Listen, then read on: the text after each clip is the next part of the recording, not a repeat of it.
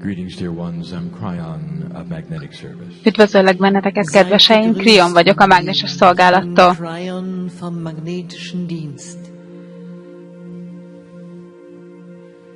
A confluence of frequencies goes into your ear. A frekvenciáknak az összeáramlása most a fületekbe megérkezik, és ez összeállítódik egy nagyon struktúrált módon, és ezután a füleiteknek a része elküldi az agyatoknak, a szinapszisok és a neuronok, azok elkezdenek dolgozni, és ezután észlelés történik,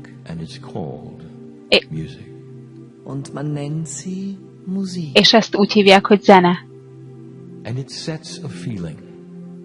És ez beállít egy érzelmet, elindít egy érzelmet, egy érzést és egy érzelmet, amely még a személyiséget is meg tudja változtatni. És ti mindannyian tudni fogjátok, hogy mennyire erős tud lenni a zene. Honnan jön ez?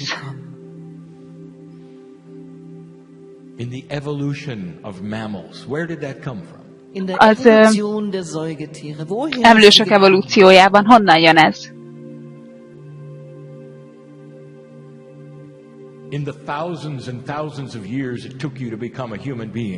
A sok-sok ezer év, amelyre szükségetek volt ahhoz, hogy emberi lények legyetek,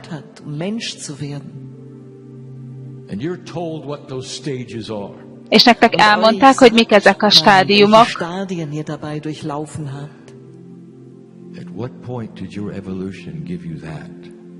És milyen ponton mit adott nektek az evolúciótok? És ez hogyan passzol bele a zene? Szeretném elmondani nektek az igazat. És ez az, amellyel ma foglalkozunk. És minden egyes napon.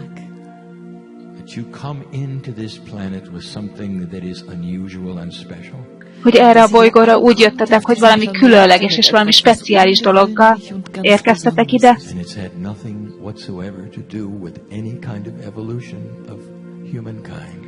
És ennek semmi köze nincs semmiféle evolúcióhoz az emberi fajtának. Ez egy másfajta evolúció. Ez egy továbbfejlődő, evolválódó lélektudatosság. Az a nagyra becsülés, amit hallasz, azt úgy hívod, hogy zene? És ez a fátyolnak arról az oldaláról érkezik, ahol én vagyok.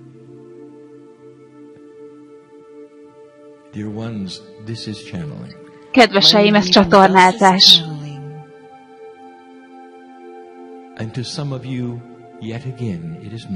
És számotokra, néhányan közületek számára ez most új.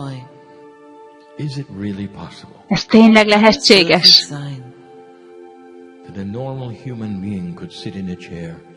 Hogy egy teljesen normál emberi lény ül ebben a székben, és hogy a teljes tudatosságával félreáll.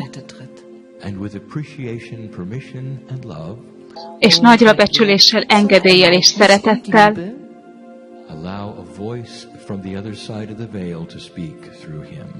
megengedi, hogy egy hang a fátyol másik oldaláról beszéljen a hangjával. És vannak olyanok ebben a csoportban is, akik azt mondják, hogy nem. És az a döntés, amelyet hoztál, a te észlelésednek a terméke. És az észlelésed azon a valóságon alapszik, amellyel rendelkezel, amelyet mondtak neked azok, akiket tisztelsz, és mindezen dolgok újra és újra, amiket mondunk nektek. You have free choice to discern. Szabad választásod van abban, hogy tisztállás. Don't go with what you've been told. Ne menj tovább azzal, amit mondtak neked. Instead, go with what you feel. Ehelyett menjél azzal, amit érzel. For you have your own mind, and it is a sacred part of God. Mert megvan a saját fényed, és az Istennek egy fényes része. Just like the music may touch the neurons in your brain. Ahogyan a zene megérinti a neuronokat az agyadban, The energy of this channeling ennek a közvetítésnek az energiája touch the esoteric, multidimensional parts of you. megérinti az ezoterikus multidimensionális részeidet, So that you would know that it is real. és azután már tudni fogod, hogy ez valódi, That it is safe. ez biztonságos, That it is beautiful. és ez gyönyörű. I would love to tell you this. Nagyon szeretném elmondani nektek ezt. You think you are in an audience listening to a man in the chair channeling. Ti úgy azt hiszitek, hogy benne vagytok egy közönségben, és egy férfit hallgatok, amely éppen egy közvetítést ad nektek, No idea. és a fogalmatok sincsen. The messages that are for you personally. Ahhoz az üzenetről, amely most fel van ajánlva nektek személyesen. You and then the stage. Ez nem te vagy, és azután a színpad. There is instead a meld of energy and consciousness here. Sokkal inkább egy összeolvadása a tudatosságnak és az energiáknak, That can only happen with humans. amely csak az emberekkel történhet meg. Because you have something that none of the other mammals really have. Mert van valamitek, amely is az emlősök közül nincs a többieknek. You were created in the image of God. Ti az Isten képére lettetek teremtve, Image, és ez a kép, compassion, ez együttérzés volt, szeretet, balance, egyensúly, knowledge, tudás, understanding, megértés and beauty. és szépség. I'm going to give 3 channelings today. Ma 3 csatornázást fogok adni. And they're going to be about the soul. Ezek a lélekről fognak szólni.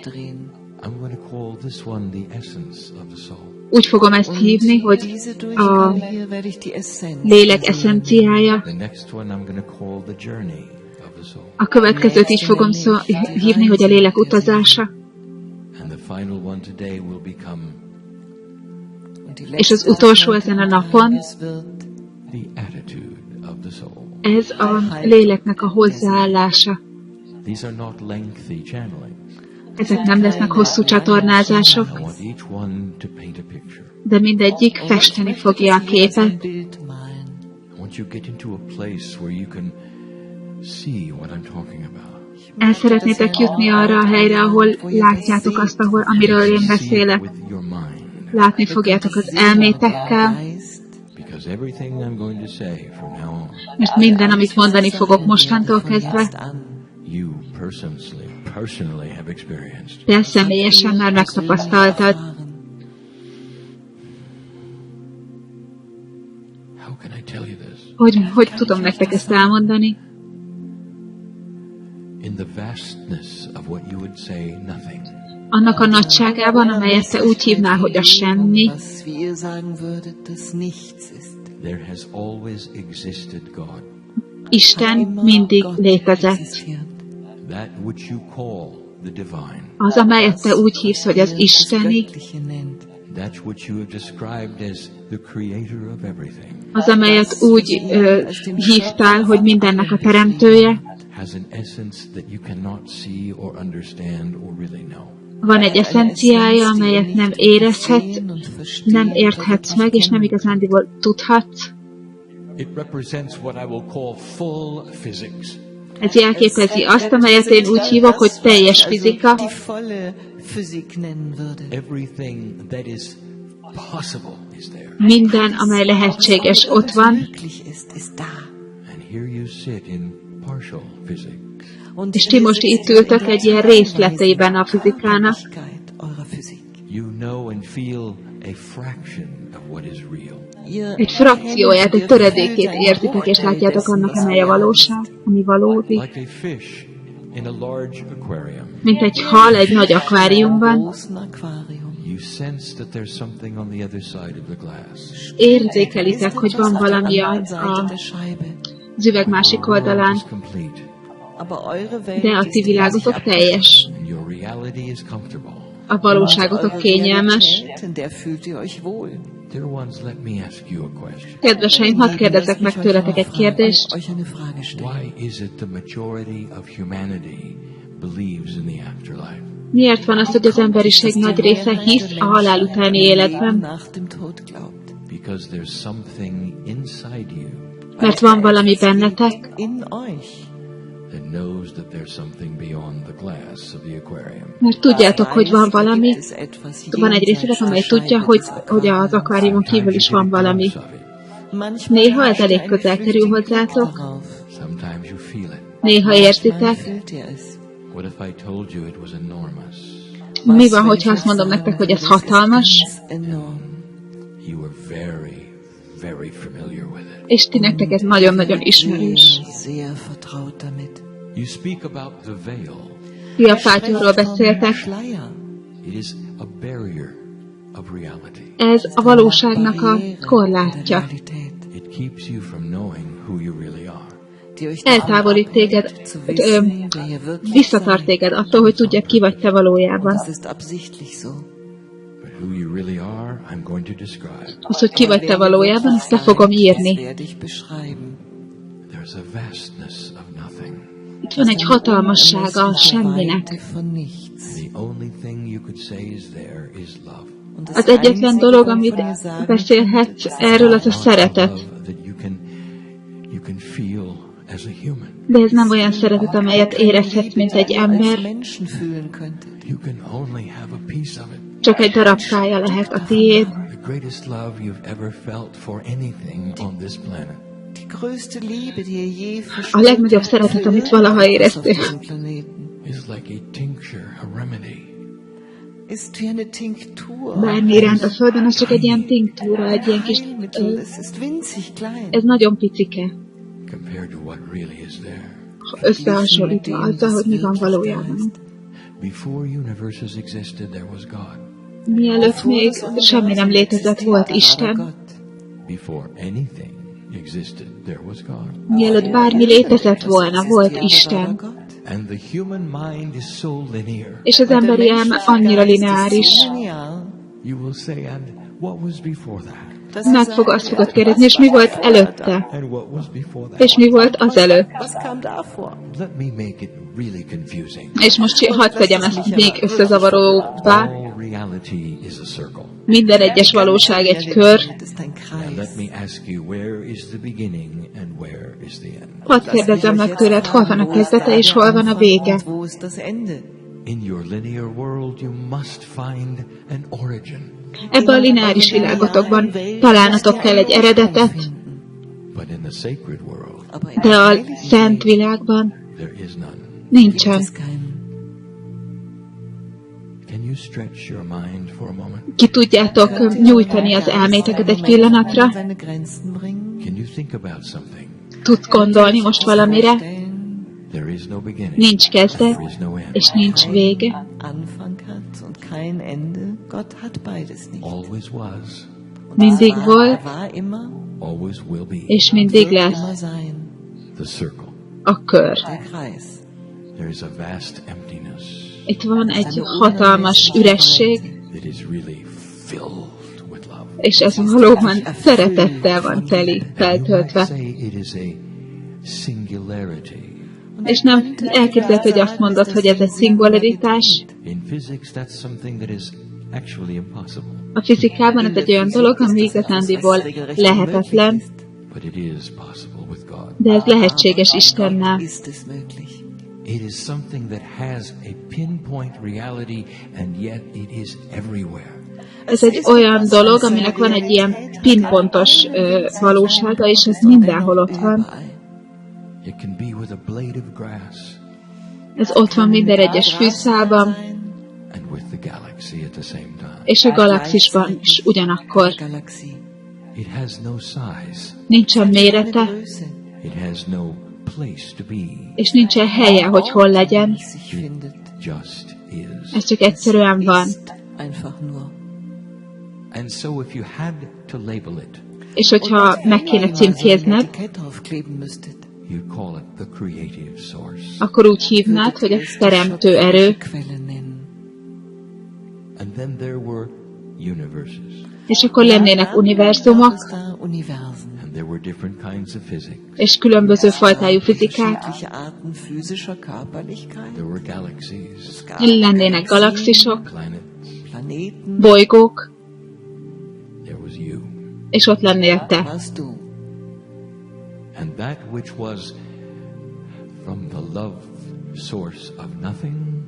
És az, amely a semmitőnek a forrástól a szeretetéből származik, ez az emberi lélekké válik. És itt van ez, hogy hol válik ez nagyon komplexé, bonyolultá, összetetté. Billió ugyanolyan vagy, mint... Ezért ha azt mondod, mivel billióan vagytok többől, ezért azt milliárdan, ezért azt mondod, hogy milliárd lélek van.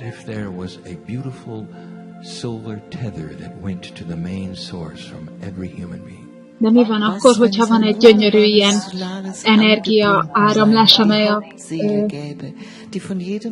a minden ember lelkétől megy a kreatív forráshoz?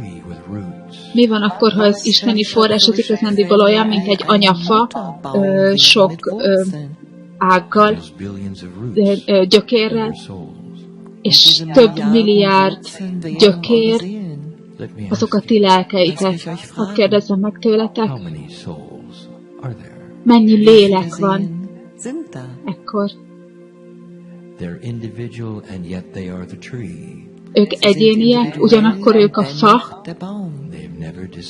soha nem kapcsolódnak le.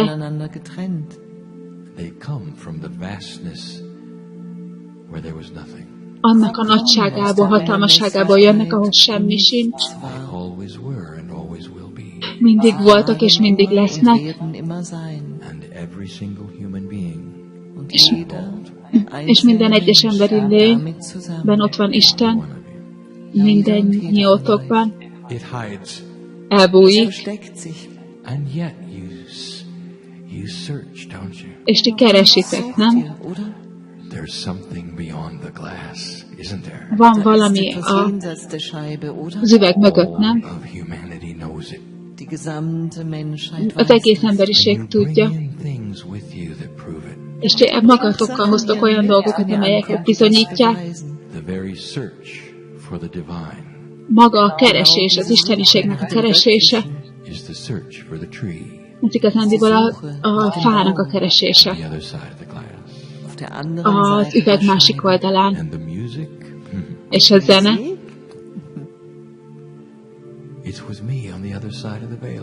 Ez én voltam a fátyol a másik oldalán éppen most. Nem hallottátok? Magatokkal viszitek az emléket, hogy mit tesz a zene, és a lélek az, amely ezt hordozza. Nem értitek, hogy itt van az isteni rész. Az együttérzés és a szeretet, amelyet egymás iránt érezhettek. Egy gyermek iránt.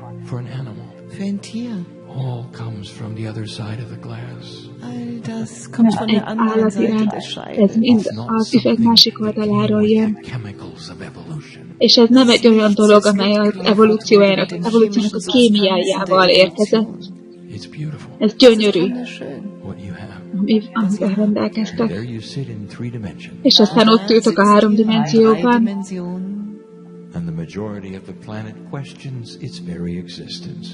És az emberiségnek a nagy része egyszerűen megkérdőjelezi a jelenlétét, a létezését. De ugyanakkor használják az összes eszközét. a teremtő forrásnak.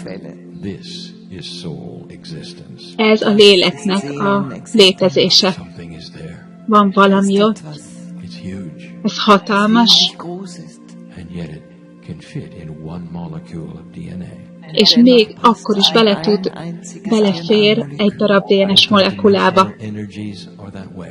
A multidimensionális energiák ilyenek, They're not in your reality. ezek nem a te valóságodban vannak. And that is why it is mysterious. És ez az, ami miatt rejtélyes, But it isn't. de igazándiból nem. Let me ask you finally this. Hadd kérdezzem meg végül tőletek ezt, Is love mysterious? a szeretet rejtélyes. You'll say, no, it's natural. Azt válaszolod, hogy nem So is God in you. természetes. Pontosan úgy van a benned lévő Isten is. Visszatérünk majd.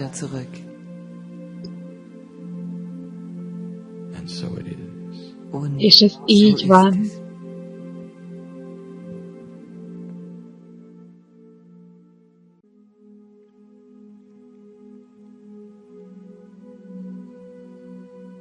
Greetings, dear ones. I'm KRYON of Magnetic Service. Üdvözöllek benneteket, kedveseim! KRYON vagyok a mágneses szolgálattól. Again, we come to you with messages. Ismét üzenetekkel érkeztünk hozzátok, But before I begin, de mielőtt elkezdjük, are you aware that I know who is here? éberek vagytok arra, hogy én tudom, hogy ki van itt? Perhaps you've not heard this before. Lehet, hogy még nem hallottátok ezt. Every issue you've come in with, God knows about. Minden egyes üggyel, amivel megérkezel, Isten tud róla. Every puzzle that you carry Minden egyes kirakódarabkát, amit hordozol, is known by God. ismert Isten által. Every fear and frustration Minden egyes félelem és minden egyes frusztráció is known by God. ismert Isten által. Imagine this soul energy Képzeld el ezt a lélekenergiát, connected with a silver cord amely össze van kapcsolódva az ezüst maggal, to the master tree. a nagy mesterfával, a fő fával. Roots of a single soul. Ti egyszerűen csak a gyökerei vagytok ennek az egy léleknek, Called God. amelyet Istennek hívunk.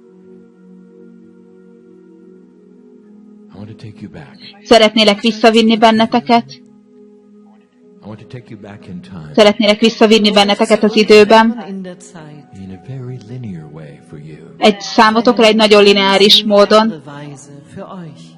I want you to know these things. Szeretném, hogyha tudnátok ezeket a dolgokat, And in knowing there's going to be a revelation, és abban, hogy tudjátok, ebben lesz egy felfedés a dolgoknak, and you'll see in a moment. és ezt látni fogjátok egy pillanat múlva. I take you back before there was a universe. Visszaviszlek az előtti időben, mielőtt az univerzum lett, Before any universe. bármilyen univerzum előtti időbe. I have told you and we have told your physicists there are many multiverses. Már elmondtuk nektek, és elmondtuk a fizikusaitoknak is, hogy nagyon sok ilyen multiverzum van. You do not yet understand fully physics. De mivel ti még nem értitek meg teljesen a fizikát, You have no idea of the levels of dimensions that are possible. fogalmatok sincs, hogy a dimenzióknak milyen szintje lehetséges. Full realities exist that you cannot see. Teljes valóságok léteznek, amelyet nem ismertek ti. They don't belong to you. Ezek nem tartoznak hozzátok, They are there. de ott vannak. One of these is what you would call your universe. Egy ezek közül az, amelyet ti úgy hívtok, hogy az univerzumotok, God was there. és Isten ott volt. The soul energy we told you about was there. Az a lélek energia, amelyről beszéltünk, az ott volt. There was no such thing as the Big Bang. Nem volt olyan dolog, mint az a nagy ősrobbanás, Instead, there is what we will call a dimensional shift. de ehelyett volt valami, amelyet úgy hívunk, hogy egy dimenzionális elmozdulás, When the very membranes of amikor a fizikának a valódi, teljesen konkrétan a membránjai összeesnek,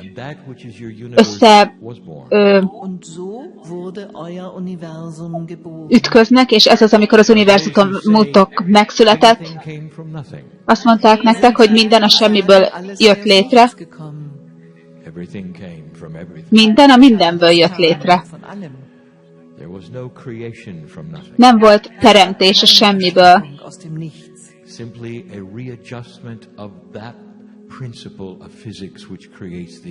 Hanem egyszerűen csak a kiigazítása volt a fizikának annak a alapelveinek, ami mindent teremt. A partneremnek nincsenek meg a szavai erre, mert nektek meg nincsen meg a megértésetek. Ez még eszetekbe se jutott, hogy milyenek ezek a dolgok.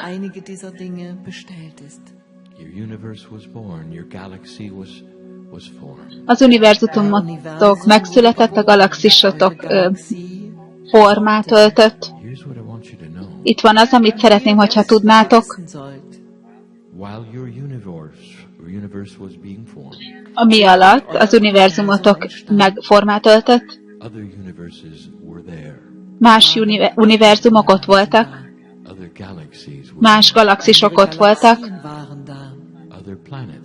más bolygók ott voltak.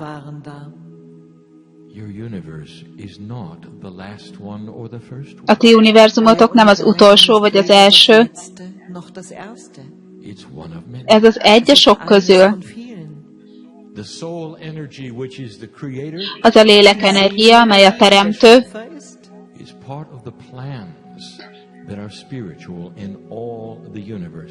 része annak a tervnek, amely spirituális, és amely minden univerzumé.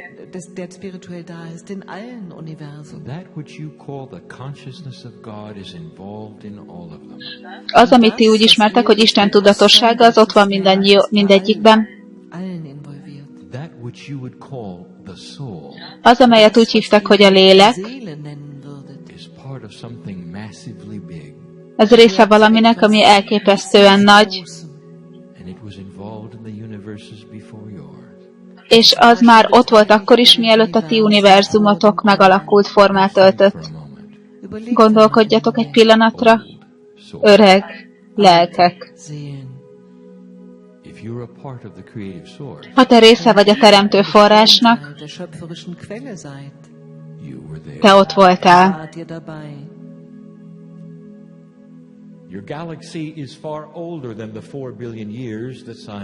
A galaxisotok sokkal öregebb, mint az a 4 milliárd év, mint amit a tudomány most tud, vagy ismer. Az univerzumnak magának van nagyon sok idő rétege. És nagyon érdekes, hogy a tudományotok az hogyan foglalkozik ezekkel a dolgokkal.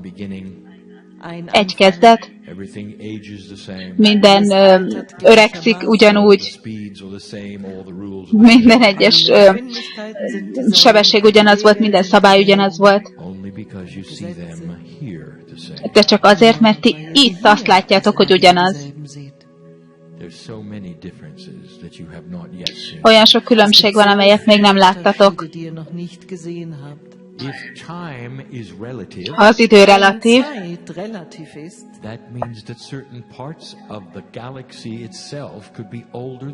ez azt jelenti, hogy bizonyos részei az univerzumnak öregebbek lehetnek, mint amit gondolnátok. Vannak oximoronok, és vannak kirakódarabkák, amelyet láttok az űrben. Az azért van, mert ugyanazt a szabályt használjátok mindenre.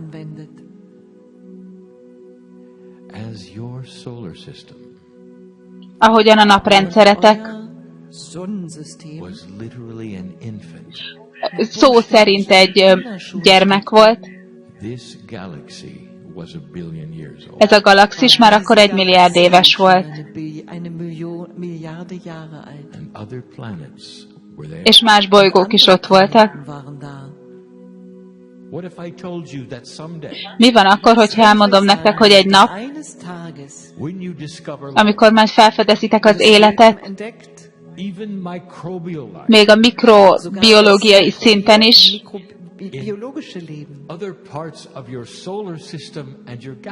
a napvonat-központotok és a galaxisotok más részeiben meg fogjátok találni a DNS-t, ugyanazokat a folyamatokat,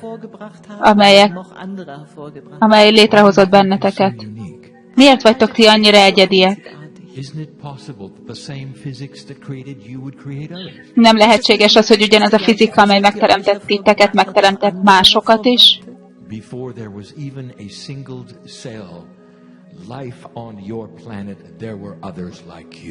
Mielőtt a ti bolygótokon lett volna egyetlen egy sejtecske is, lehet, hogy élet volt máshol.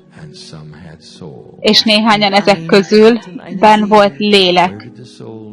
És honnan jön ez a lélek? Ebből a hatalmas semmiből, amelyben minden ott volt, kezdet nélkül és vég nélkül. Értitek már? Megértitek? Hogy az lélekenergia az pont ugyanannyira öreg, mint amennyire az Isten. És mivel Istennek nincs kora,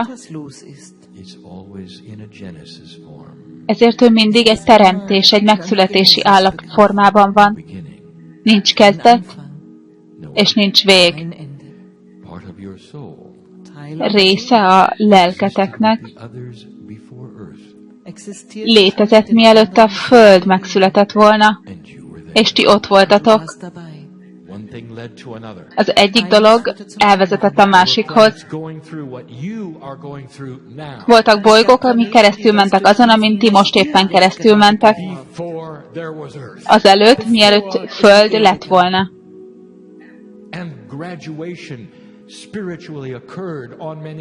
És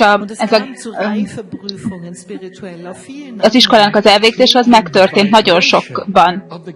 Megváltoztatva a galaxisnak a vibrációját, rezgését, szabad választással. Bolygók egymás után jöttek és megtalálták a fényt, és ahogyan ezt tették, a galaxisnak a közepének a fizikája megváltozott. Hát most mondtam el a fizikai részét annak, hogy miért létezik minden.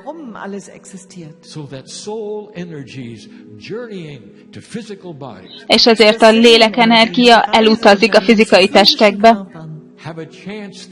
Lesélye van egy időn keresztül, hogy megtalálja az isteniséget szabad választással, és azután valóban meg tudja változtatni a fény tulajdonságát, magának a fénynek a tulajdonságát, és az egész galaxis megváltozik, amikor egy bolygó felébred. Meg szeretnétek tudni, hogy miért léteztek? Az zene miatt. A nagy központi forrásnak a zenéje miatt. Isten ugyanaz tegnap, holnap és ma, és mindig. De a kapcsolatok az univerzumosokban, azok változnak, bolygóról bolygóra, és lassan a Föld kialakult. Ti megérkeztetek, mint az emberiség, az utolsó pillanatában, az utolsó lehetséges pillanatban. Az emberiség az a legújabb formája az életnek a galaxisban. Ti fiatalok vagytok. Fiatalok. És mégis a lélek, amely bennetek van, az annyira idős, mint amennyire Isten. És most nagyon figyeljetek. Mi az, amit azt gondoltok, hogy benne van az akássátokban? a ti többféle, sokféle akásátokban. Most nézzük meg a mostani akásátokat, ami arról szól, hogy kik voltatok ezen a bolygón. És ott van a többi része is. Hány bolygón voltál te?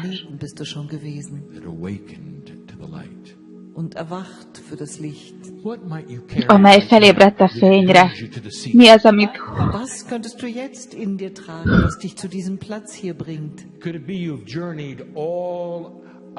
amit hordozol és elhoz benned most ebbe a székbe? Elképzelhető, hogy hordozol valamit galaxisokból és univerzumokból, és más bolygókról eddig a pontig. Más szavakkal, emlékezel a fényre? Emlékezel az elmozdulásra? Emlékszel a tényekre, az időkre? Mert ott voltál. Ez az az utazás, amelyet szerettem volna, hogyha felismersz. Öreg lélek a székedben most. Kortalan vagy, és te ebben az egészben részt vettél. Itt semmi új nincsen. Ahogyan ezt az üzenetet lezárom, azt a meghívást adom nektek, közvetítem felétek, hogy emlékezzetek. Szeretném, hogyha emlékeznétek, hogy milyen volt. Elkezdeni egy felébredési folyamatot, amely majd kortalanné tesz benneteket. Mikor elkezditek irányítani a fizikát a gondolataitokkal és a tudatosságotokkal, és megérkezünk oda, amelyet mi úgy hívunk, hogy az iskolának az elvégzése. Ez lassú. És csak most kezdtétek el.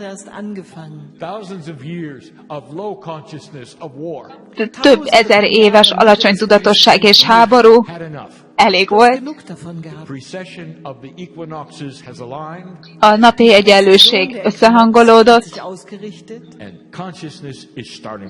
és a tudatosság elkezd emelkedni. Látni.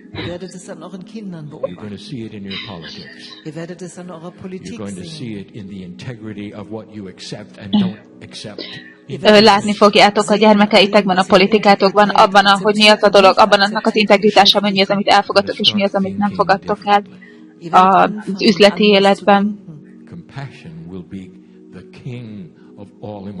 Az együttérzés lesz minden érzelemnek a királya. Keresni fogjátok a vezetőitekben. Először. El fog jönni az a nap, ahogy oda el fogtok futni mindenféle meg fogjátok látni, hogy a vezetői szerepben az lesz a dolog, amit mértek, hogy mennyire együttérző valaki. Mert az együttérzés hozza el magával azt a bölcsességet, amely ott van benne.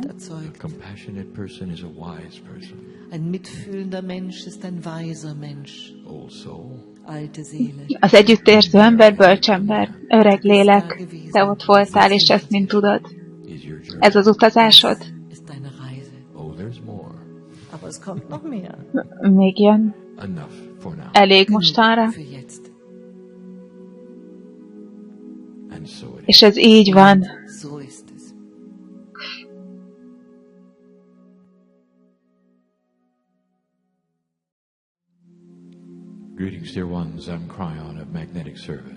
Üdvözöllek benneteket, kedveseim, KRYON vagyok a mágneses szolgálattól.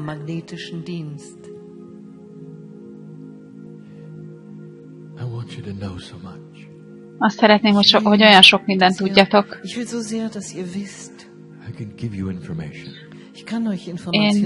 De nem adhatok nektek információt. De odaadom minden információt, amelyet a lélekről adhatok. De azt nem mondhatom el, hogy mi fog történni.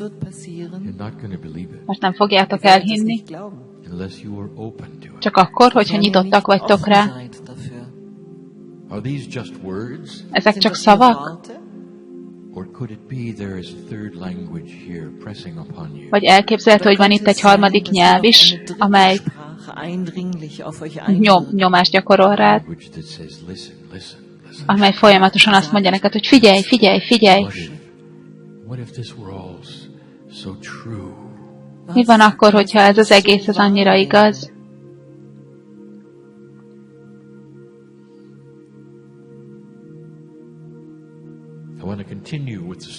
Szeretném folytatni a történetet, a lélek történetét. Most itt van a Földön. Ez a csodálatos energia. Nehéz még leírni is. Ez Isten, ez ember. Hol van? Kint van, vagy bent van, vagy egyszerre kettő helyen van. És ez egy lélek? De van azonossága? Vagy van neki? Ha ez része az egésznek, előfordulhat az, hogy a részek, amelyek kapcsolódnak az egésszel, meg legyen a saját azonosságuk, vagy pedig csak egyszerűen az egészhez tartoznak.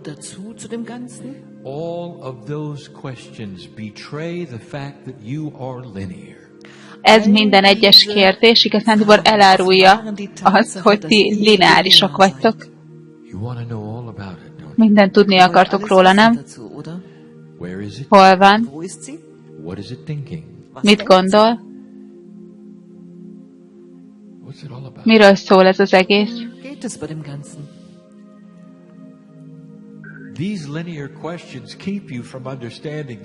Ezek a lineáris kérdések, azok külön választanak titeket attól, hogy megértsétek a szépségét, hogy minden, ami van, az emberiségnek vannak egy olyan tudatossága, amely kíváncsi,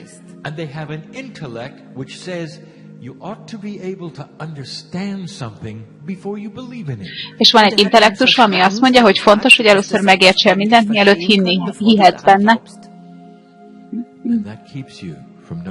És ez visszatart téged attól, hogy tudd az igazat. Minden, amely emberi, lineáris. Vannak a DNS-ednek részei és darabkái, amelynek nagyon kicsi kvantum elemei vannak. És azok, akik felébrednek, a kíváncsiságotok egyre jobban, egyre erősebbé válik, ahogyan érzitek ezeket a dolgokat.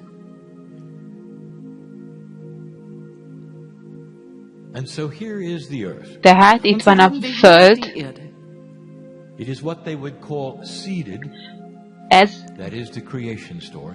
Ez egy Föld, amelyet azt mondanánk rá, hogy el vannak vetve a magvakra, és ez a teremtés történet.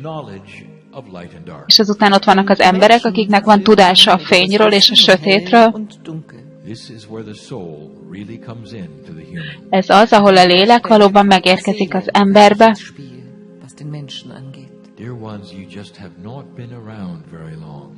Emberek, kedveseim, ti csak egyszerűen nem voltatok itt a környéken olyan sokáig, mert ti nektek még fogalmatok sincsen a lélek hozzáállásáról.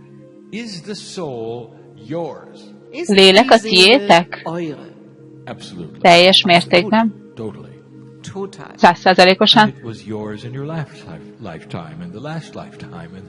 És a tiétek volt az előző életetekben, és az előtti életetekben, és az előtti életetekben. Ez azt jelenti, hogy nagyon sok neve van, hogyha el szeretnéd nevezni.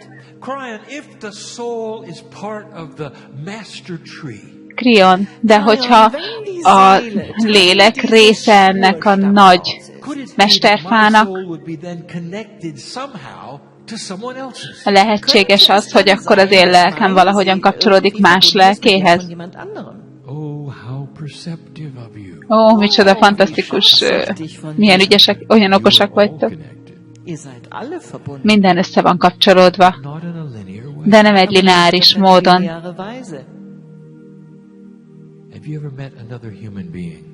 Találkoztatok már egy másik emberi lénnyel, aki nagyon-nagyon sok dolgot ugyanúgy gondolta, hogyan te. Mondtátok, hogy biztosak voltatok benne, hogy ti valahogyan össze vagytok kapcsolódva, és lehet, hogy ez egy ezoterikus kapcsolódás, egy tudatosságnak a kapcsolódása. Előfordult, hogy találkoztatok egy testvérrel, vagy egy nővérrel, és egy lélektársatok volt, és ti tudjátok, hogy ez egy része, a lényetek egy része az ő része is. Ez majd egy következő csatornázás lesz.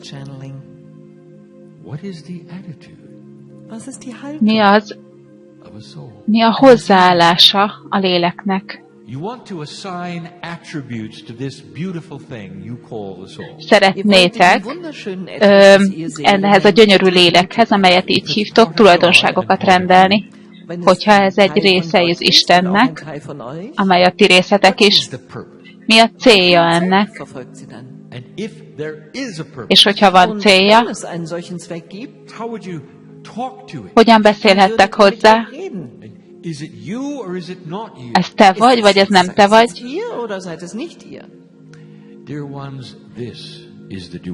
Kedveseim, ez az dualitás. Ez a fátyol, amely külön választja az emberi lény biológiáját az ezoterikus, multidimensionális lélektől. Mi a hozzáállás? Integráció.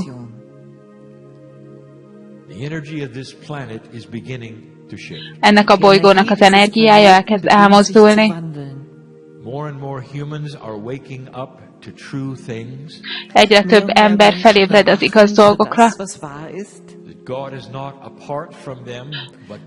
Az, hogy Isten nem külön van tőlük, hanem Isten a részük. A bolygón lévő mesterek mindezt mondták nektek.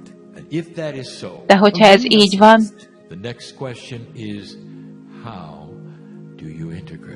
a következő kérdés az, hogy hogyan integráljátok ezt. Hogyan tudjátok ezt elhozni a háromdimenziós biológiába,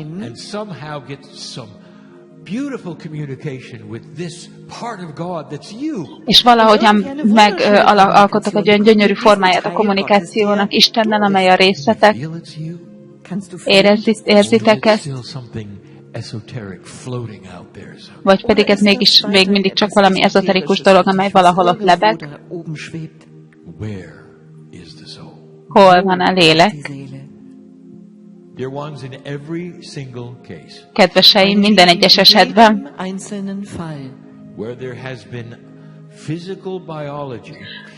amikor volt fizikai biológia, ez a lélekkel történt. A lélekben lakik az emberi lény molekuláris szinten. A lélek belül van, nem kint.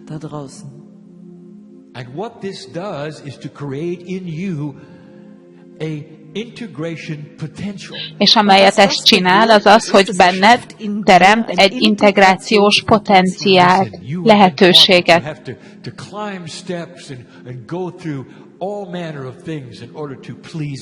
Azt mondták nektek, hogy nektek bizonyos lépéseken kell keresztül mennetek, lépcsőn kell felmennetek, hogy hogy Isten elégedett legyen veletek. De a lélek, Isten bennetek van. Mi a hozzáállás? Mi az, ami túl van az integráción, és miért? És a válasz az a szeretet. És ez az a szeretet, amelyről még nem tudtok.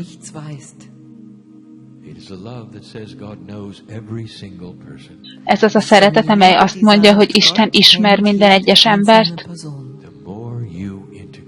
és minél jobban integrálod,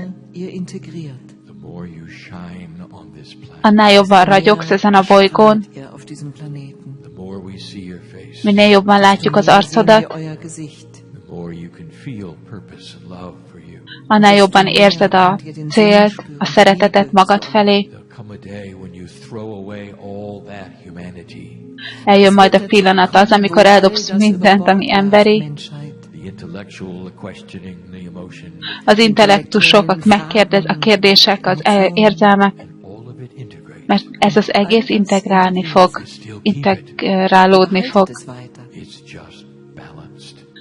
De ugyanúgy a tiéd marad, csak ki van egyensúlyozva. És itt megpihenhetsz, és mosolyoghatsz, és mondhatod, ez rendben van a lelkemmel.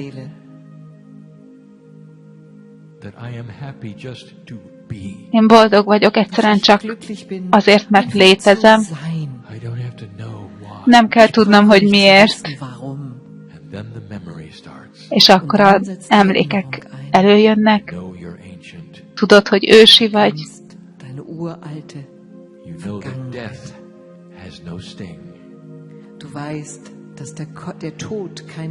Tudod, hogy a halottak nem büdösek. Látod az életciklusokat. Kényelmes még azokkal is, hogy elveszíted az embereket, akik körülötted vannak. Tudják, hogy kiről beszélünk, aki nem tud elengedni, akit szeretett és elveszített. És volt van az állandó kérdés, és a bánat belül. El szeretném mondani nektek, az egyetlen dolog, amely meghalt, az a biológia volt. A lelke azoknak, akiket szerettetek és elveszítettetek, még mindig itt van. Néhányan közületek veletek vannak. Néhányan csatlakoztak a te gyökeredhez ebben a mesterfában. És én 3 dimenzióban nem látod.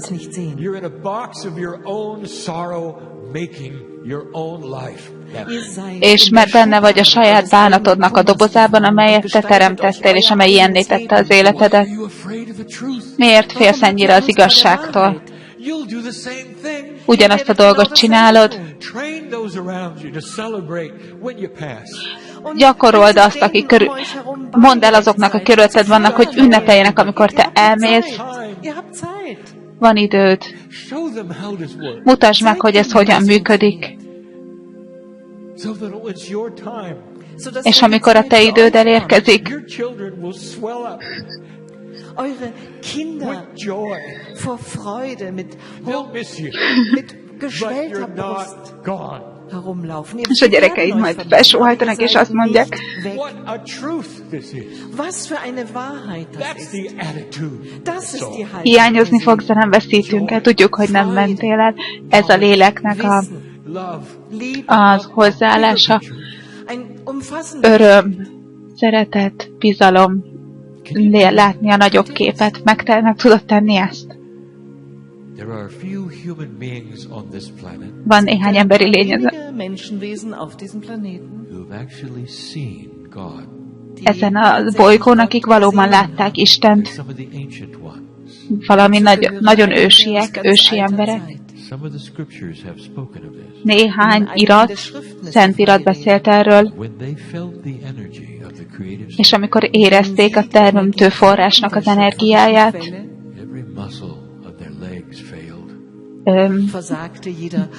a lábukban minden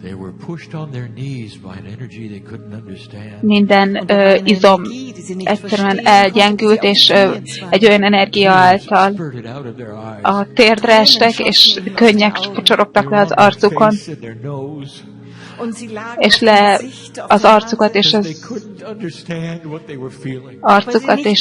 orrukat lehallgasztották, mert egyszerűen csak nem tudták megérteni, mi az, amit éreztek, de érezték. És néhányan megijedtek, féltek, mert nem tudták elképzelni, hogy mi lehet ez,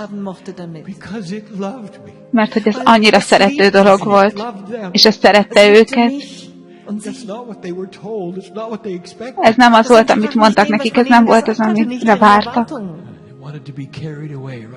És azt akarták, hogy abban a pillanatban elvigye őket ez, hogy visszamenjenek a forráshoz. Visszamenjenek a forráshoz. Néhányan azt mondták nektek, hogy félj Istentől. Tudod, hogy mit jelent ez félelem?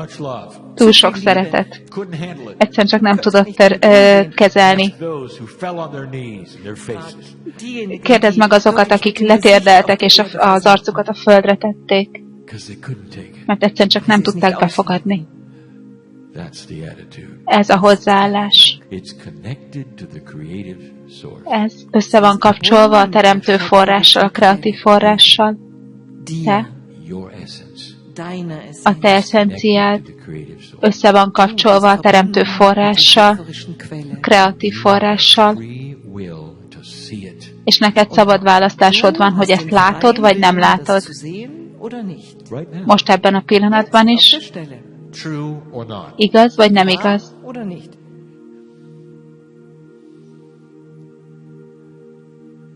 Ez gyönyörű, hogy érezd ezt a fellélegzést, elengedést, nem? Tudva azt, hogy minden dolog megfelelő, és hogy te rendben vagy, öreg lélek, amely életeken keresztül sétál, segíted a bolygót, ahogyan ezt teszed. Kedveseim, milyen érzés ez? Hogy elkezditek megérteni, felfogni, hogy ti a minden mértéken túl szeretve vagytok az univerzum teremtője által, szeretettel, hogy megfogja a kezeidet, amely integrálja. Annyira több információ van még.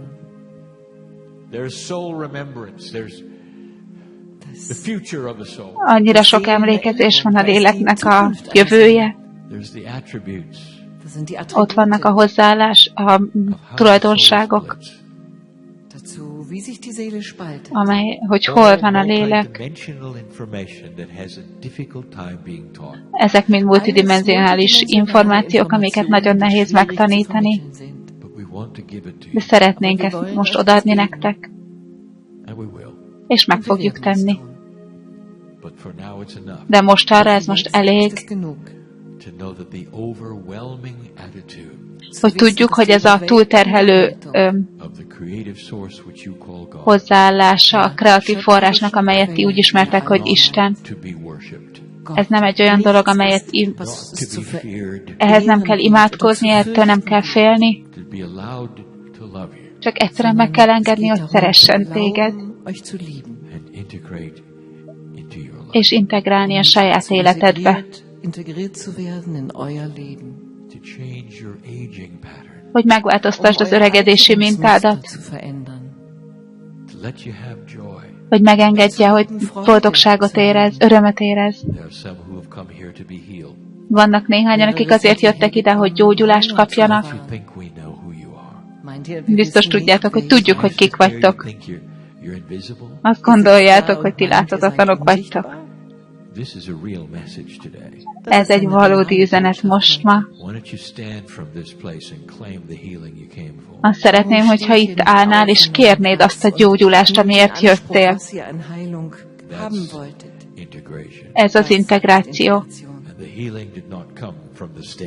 És a gyógyulás az nem a színpadról jött, hanem belülről, benned, belülről érkezett. Éreztétek már? What do you think spontaneous remission really is? Mit gondoltátok, mit jelent a spontán gyógyulás valójában? Ez egy rejtély? Scientists, doctors.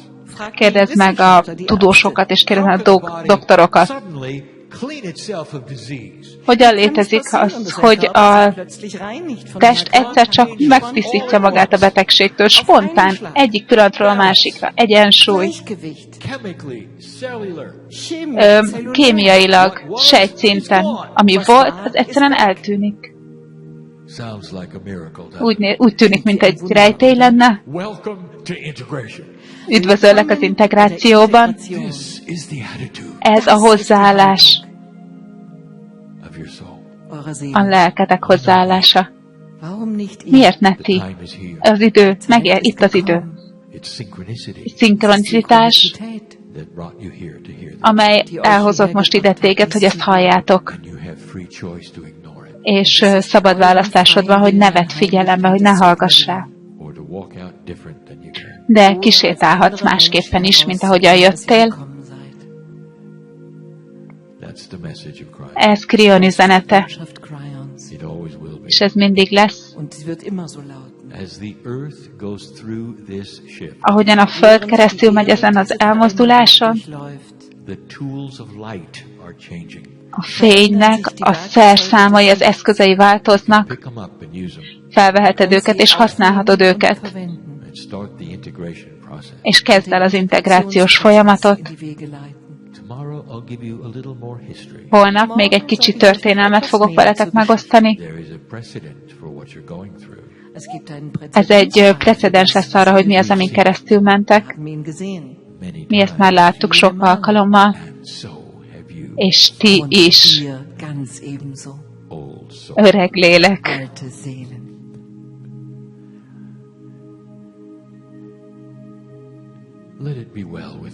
Legyen ez rendben veled. És ez így van.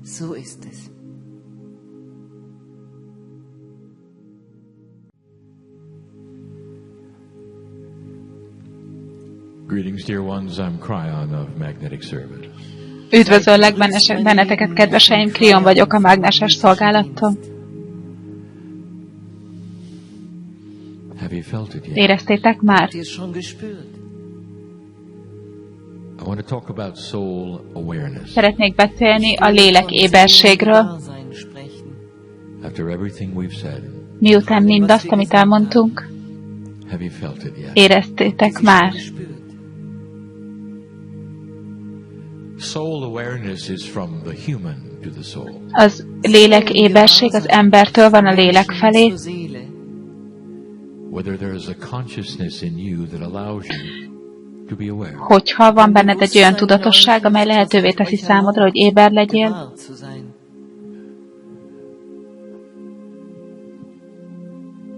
It calls to many. Ez sokakat hív.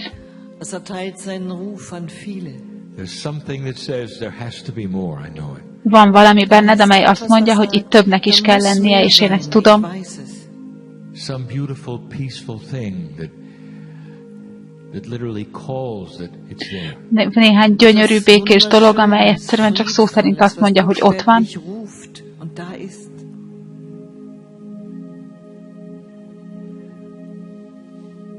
Some are aware of it, but it just seems that it's something you throw a switch to have. Néhányaknak megvan, de igazándiból ez olyan, mintha egy ilyen kapcsológombat kellene elfordítanod, hogy meglegyen.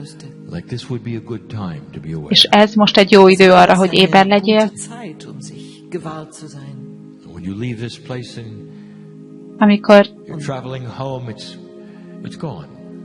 Amikor elhagyod ezt a helyet, és hazafelé utazol, akkor már eltűnik. Nincs már ott.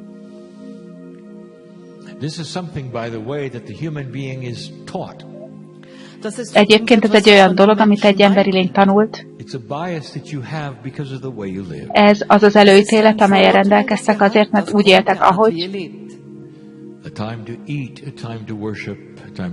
Ideje van annak, hogy mikor egyetek, ideje van annak, hogy mikor imádkozzatok, hogy mikor dolgozzatok.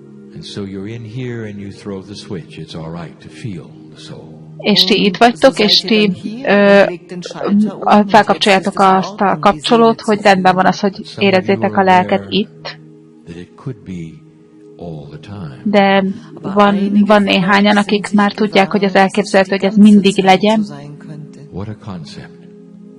Micsoda elmélet. Hogy ez az érzés, amelyet most éreztek, folytatódik. A beszélgetések, folyamatosan beszélgetésben maradtok, ahogyan esztek, ahogyan utaztok. Érzitek már? There is a new energy on this planet that is going to call many people. Da ist eine neue Energie auf diesem Planeten, deren Ruf an viele ergehen wird. And that call is to become aware that there is something more. Van valami, amely bennetek hívja, és azt mondja, hogy ez mindig is van.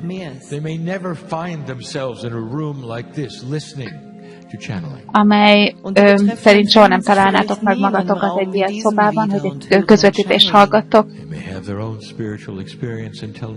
Meg lehet, hogy lenne egy saját spirituális tapasztalatotok, és senkinek nem mondanátok el. És ezután békésebb leszel, és örömtelibb, és aztán pihentebb, és hosszabb ideig élsz, és fogalmat sincsen, hogy miért. De egyszerűen csak összekapcsolódtak valamivel, amely isteni. Ez a lélek, vagy a felsőbb én,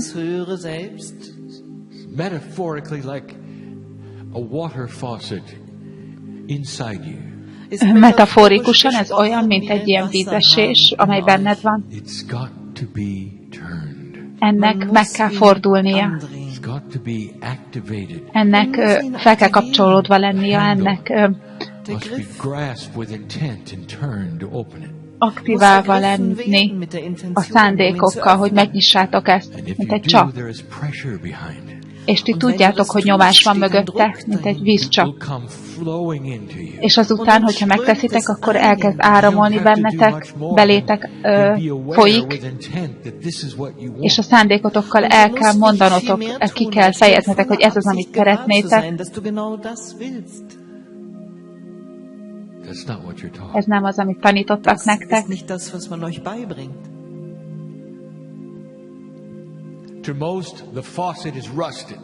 Sőt, a legtöbb ember számára ez a csap, ez már be van rostásodva.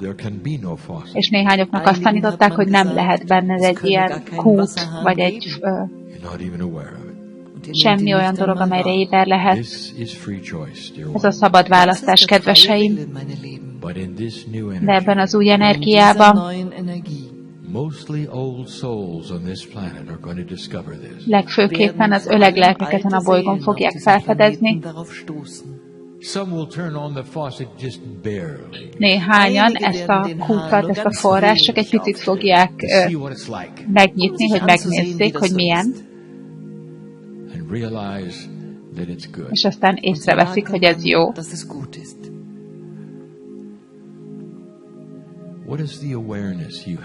Mi az az éberség, amellyel rendelkeztek most? Hogy lehet valami, ami sokkal nagyobb,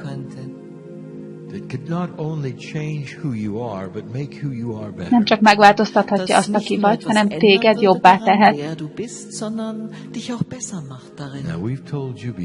Már elmondtuk nektek,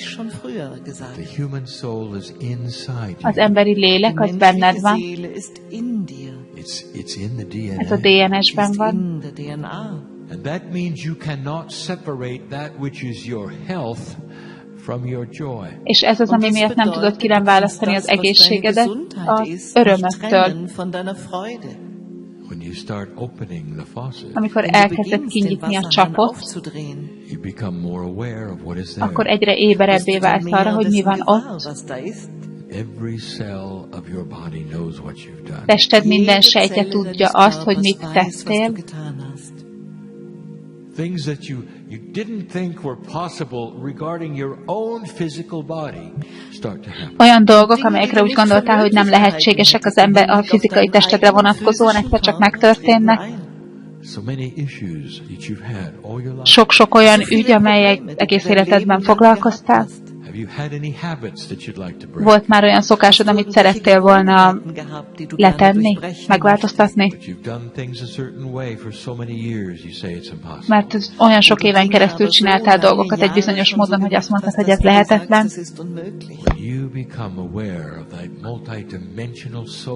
Amikor éber leszel arra a multidimensionális lélekre, amellyel rendelkezel, ezek a szokások egyszerűen csak eltűnnek, elmennek.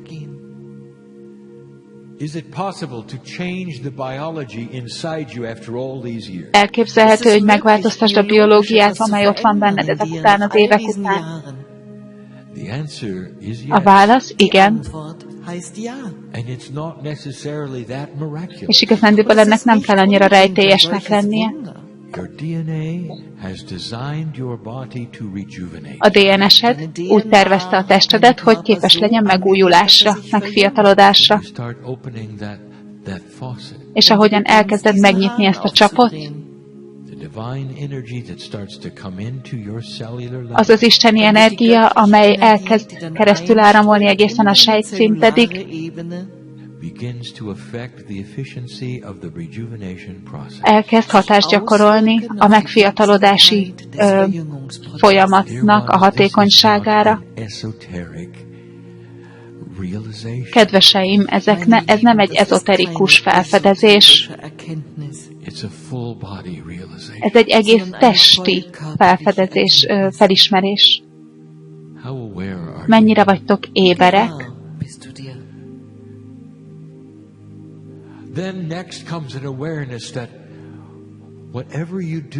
Ezután megérkezik az az éberség, hogy minden, amit csinálsz,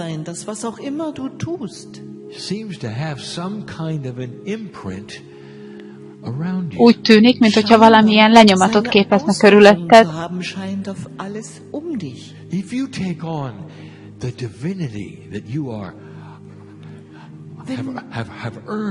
Hogyha szeretnéd felvenni azt az isteniséget, amelyet megszolgáltál, ez a részed. A testet sejtjei, ők másképpen rezegnek. Minden másképpen érződik. Az, amelyet te úgy hívsz, hogy a Merkábád, az egészen más lesz. Te éber vagy azokra a lenyomatokra, amelyek teszel mindenhol, ahol vagy. Tudtad, hogy a Föld tudja, hogy ki vagy te? Hallottál már a kristályrácsozatról?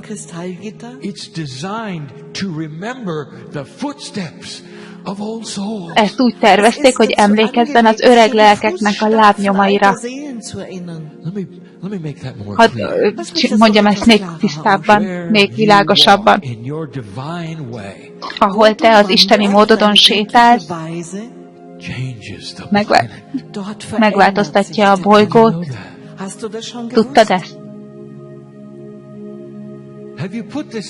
Ezt már összeraktad? Hogy minden kapcsolatban van, összekapcsolódik. És éber leszel a lelkedre. És ez egy együttműködést kezd a sejtjeiddel. A mező, amely körülötted van, növeli az isteniségét. Akárhová is mész, emlékezel.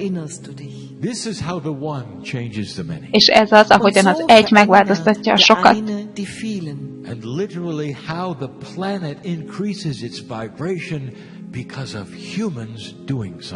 És ez az, ami miatt így működik az, hogy a bolygó megváltoztatja a rezgését, azért, mert az emberek tesznek rajta valamit. Tehát ez az éberség után egész bolygószintű lesz. A föld pora ismerni fog téged. Ha szeretnél látni valami érdekeset,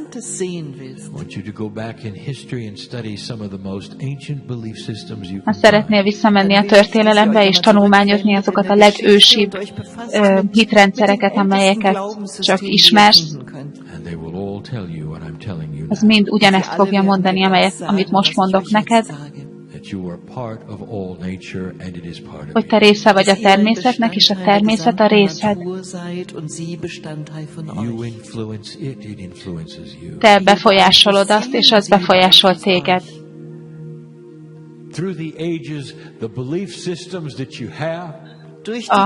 Az időszakokon keresztül ez a hitrendszer, amelyen rendelkeztél,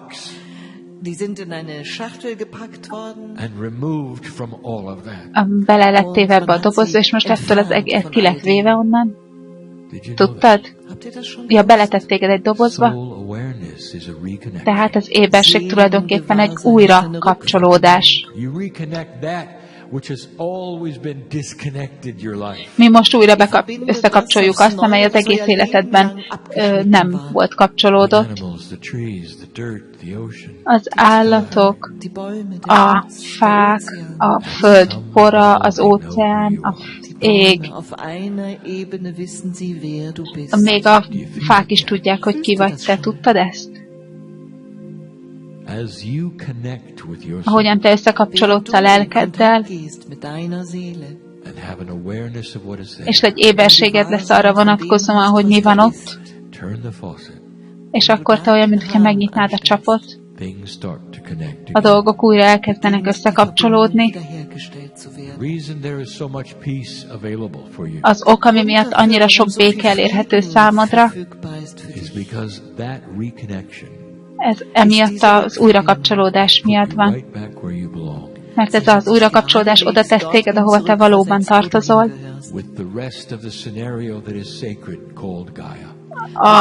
Ennek a küldetésnek a többi részével, amelyet úgy hívunk, hogy Gája.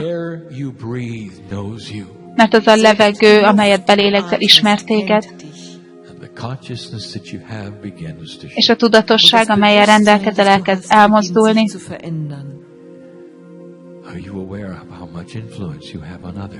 Éber vagy már arra, hogy mennyi befolyást gyakorolsz a többiekre? Amikor a lelked aktívvá válik, és elkezded érezni az együttérzést, amikor az emberi lények veled szeretnének lenni, szeretnek melléd ülni, szeretnek veled beszélni, mert éberek arra, hogy mit csináltál. Ez a gyakorlatias része az elmozdulásnak a bolygón.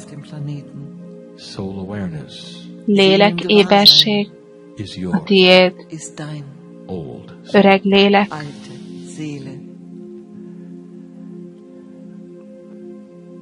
És ez így van.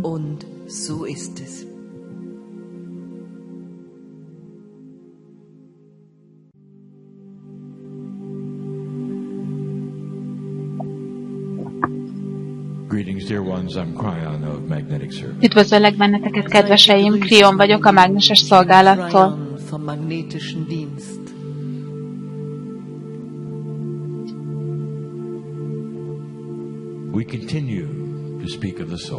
Folytatjuk azt, hogy a lélekről beszélünk.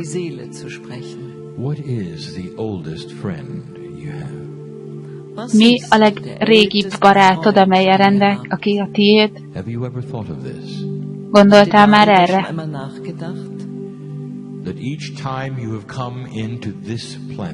Minden egyes alkalommal, amikor erre a bolygóra megérkezel, mindegy, hogy hogyan nézel ki, mindegy, hogy milyen nemet viselsz, mindegy, hogy milyen nevet viselsz, bejön veled ugyanaz a felsőbb én.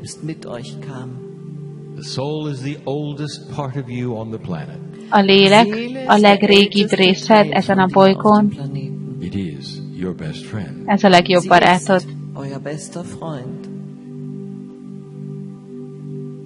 This will not be a lengthy message.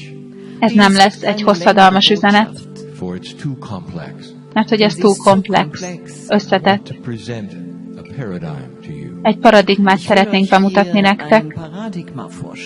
A paradigm that is beyond your understanding. Egy olyan paradigmát, amely túl van a megértéseteken.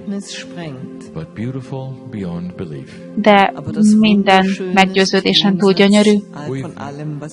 We've mentioned something like Gyönyörű, mint amit elképzelni lehet.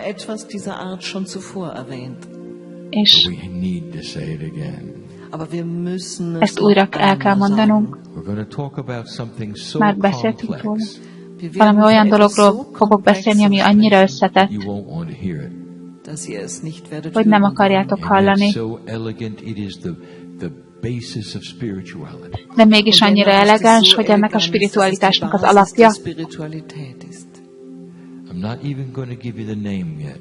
Még a nevét sem fogjuk oda megadni nektek. Instead, I'm going to remind you of something. Ehelyett valamire emlékeztetni foglak benneteket. God is multidimensional.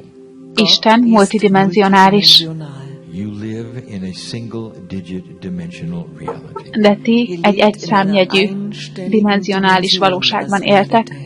You cannot truly conceive of things that have no borders or place or sides or walls. Nem igazándiból tudtok látni olyan dolgokat, amelyeknek nincsenek határai, nincsenek oldalai, nincsen helye. Everything you identify usually has some kind of constriction on it. Minden egyes dolgot, amit azonosítotok, általában van neki valamilyenféle korlátozása. Where is something? És ezt kérdezitek, hogy hol van valami. Just restricted it to some place. Ebben a pillanatban bekorlátoztátok ezt egy helyre, And that's linear. és ez lineáris. So the best metaphor we continue to have A legjobb metafora, amely továbbra is a rendelkezésünkre áll, is pure love. a tiszta szeretet. I want you to remember, Szeretném, hogyha emlékeznétek, when is it you had the greatest love experience in your life? mikor volt az, amikor a legnagyobb szeretetet tapasztaltad meg az életedben. Mothers, perhaps it's when you looked into the eyes of your newborn for the first time.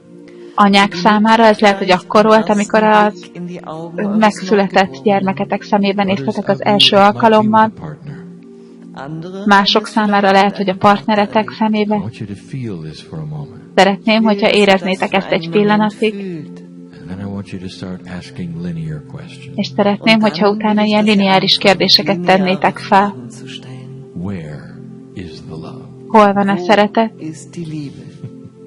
How big is it? Mennyire nagy? If you were somewhere else on the planet Ha valahol máshol lennél a bolygón, and the love focused on another human being or an animal, és ezt a szeretetet egy másik emberi lényre vagy egy állatra fókuszálnád, did you know they could feel it? tudtad, hogy ő ezt érzi? How fast does it travel? Milyen gyorsan halad, utazik? What is the extent of it? Mi a kiterjedése? Where does it belong? Hova tartozik? Quickly you understand there can be no where. Gyorsan megértitek, hogy nincsen olyan, hogy hol. It just is. Egyszerűen csak van. A multidimensional experience, love is. Szeretet egy multidimensionális megtapasztalás. And you just you cannot define it. Egyszerűen csak nem tudod meghatározni, And you cannot confine it. és nem tudod behatárolni. It's everywhere. Ez mindenhol ott van. The soul is multidimensional. A lélek multidimensionális, And just for a moment, és csak egy pillanatra I speak once again about something called soul sharing. és még egyszer beszélek valami olyanról, amelyet úgy hívunk, hogy a lélek megosztása. Let's start simply. Kezdjük el ezt egyszerűen. Imagine that tree which is the sacred source. Képzeld el ezt a fát, amely a szent forrás. Ez Isten. Imagine the roots of that tree connected with a silver cord to each soul in the room or to earth. Képzeljétek el azt, hogy ez a fa egy ezüst vezetékkel, minden egyes lélekkel kapcsolódik itt a teremben. You can't ask the question, can you? Nem kérdezhetitek meg ezt a kérdést, ugye? A kérdéseket. A kérdés ez lenne. Hol van a lelketek? Because suddenly you realize you're sharing it with the creative source. Mert hirtelen megértitek, hogy ti megosztjátok ezt a kreatív forrással, teremtő forrással, és hogy ez mindig össze van kapcsolódva Istennel, és ez azt jelenti, hogy egy részetek az valahol máshol van. But we've also told you that in a multidimensional state there is no place. De elmondtuk már nektek, hogy multidimensionális állapotban nincsen hely. So you're simply saying it's the other side of the veil. És ezért egyszerűen csak azt mondjátok, hogy a fátyol másik oldala. De figyelj, most jelentettétek ki azt, hogy ti nem vagytok teljesen itt.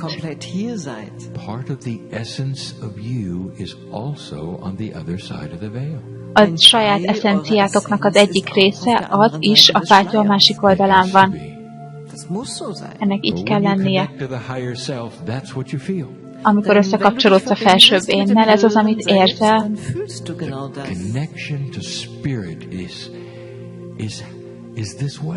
Mert a kapcsolódás a szellemmel az ezen a módon működik. Ez viszonylag egyszerű számotokra, hogy lássátok. What if I told you right now that a piece and part of your soul is being shared with other souls? Mi van akkor, hogyha azt mondom, hogy a lelkednek egy kis része és darabkája meg van osztva a többi lélekkel? If you're intellectual, ha intellektuális vagy, akkor azonnal van egy csomó kérdésed. Ki ez itt, honnan jött, és mi a százalék? És a válasz az, hogy igen. Ez energia, kedveseim. Nincsenek korlátai, mert Isten mindenhol van. Hogyha te Isten része vagy, akkor a lelked mindenhol van. Ez benne van a DNS-edben. Ugyanakkor ott van a DNS-ed a fátyol másik oldalán. Ez ugyanúgy benne van a föld kristályrácsozatában. És ugyanakkor ott van a legmélyebb erdőkben.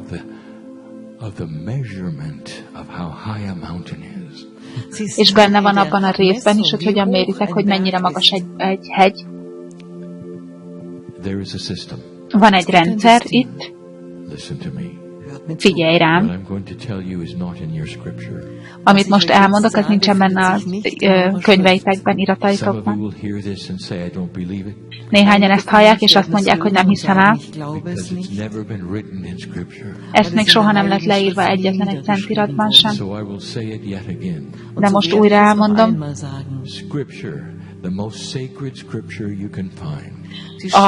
A Szentírás a legszentebb írás, amit találhat.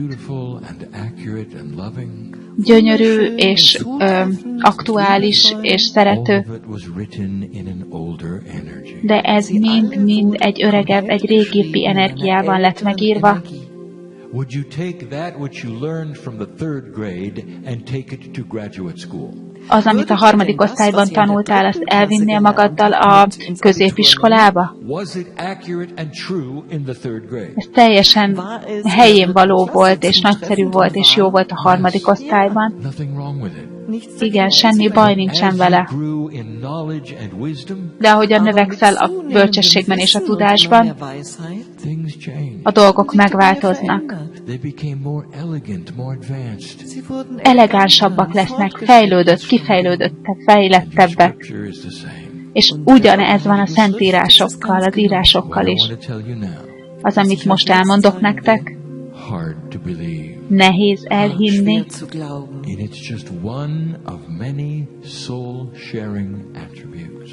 és ez sok-sok lélekmegosztáson után van.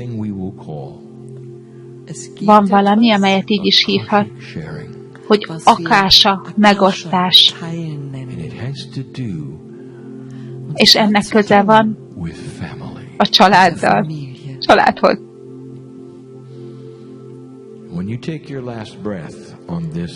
Amikor az utolsó lélegzetedet veszed ezen a földön, lineáris módon, azt látod, hogy a lelked veled megy a mennyországba. Ott van egy újraegyesülés, nem egy lineáris módon, a bolygóval, és a lelked veled jön. Mi van akkor, hogyha azt mondom, hogy az utolsó lélegzetvételeddel a lelked külön szétosztódik, és nem tudod megszámolni a részeket? Te a föld levegőjét lélegzed,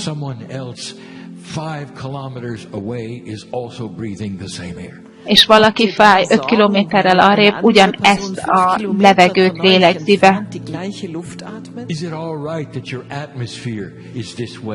Ez teljesen rendben van, hogy az atmoszférád ezen a módon van megalkotva. Ezt nem lehet részekre bontani.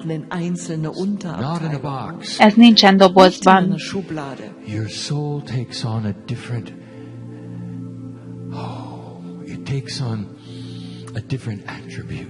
A lelked egy egészen új tulajdonságot vesz fel.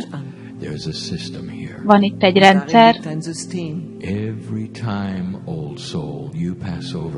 Minden egyes alkalommal, öreg lélek, amikor eltávozol, valami történik. A lelkednek egy darabja átalakul, át lesz víve azoknak, akik itt maradtak, akiket hátrahagysz. Előfordulhat, hogy ez a biológiai leszármazottai, tehát néha a partneredre. A kötelék, a szeretet.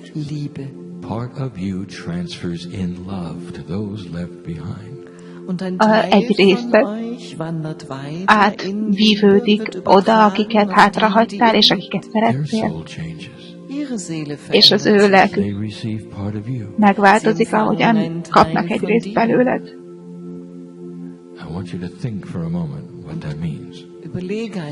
Szeretném, hogyha egy pillanatra elgondolkodnátok azon, hogy ez mit jelent. Gondoltatok már erre, hogy azok, akiket szerettetek és elveszítettetek, veletek élnek a lelketekben. Ez a szeretetnek a rendszere, kedveseim. A szeretet rendszere. Felismeritek, hogy az a legalitás, amit van, az a tudatosság, amelyet kifejlesztettél, tovább öröklődik azokra, akiket szeret. És ugyanakkor a bolygó is megkapja, a bolygóra is átöröklődik. És KRYON, a bolygónak van lelke. Nem ahogyan te gondolod, de van tudatossága. Gája. Egy másik folyamat, a másik folyamata a lélek megosztásnak. Ez annyira összetett számotokra. És ahogyan majd befejezzük egy pillanat múlva, akkor megint azt fogjátok kérdezni, hogy hol van a lelkem. És a válasz az lesz, hogy igen. Egyszerűen csak fogadd el. The elegance of the system of Akashic love. Az Akasha szeretetnek, rendszerének az eleganciáját. Ez azt jelenti, hogy soha nem mész el. Minden egyes alkalommal ott maradsz a bolygón egy bizonyos energetikai módon. Egy részedet odaadod azok, akiket szeret, és ugyanakkor valamilyen módon magaddal hordozod azt, akik már elmentek, és akiket szeret. Szeretném, hogyha ezen elgondolkodnátok akkor, amikor egyedül vagytok. És kedvesen megkérdezitek, hogy ki van ott bent. Teljesen sokkot kapnátok mindenki. Soha nem vagytok egyedül. Nem csak Isten van veletek. A szerető család is ott van veletek. Nagyon sokan. Ez minden, amit most elmondhatunk nektek. Ez összetett és gyönyörű.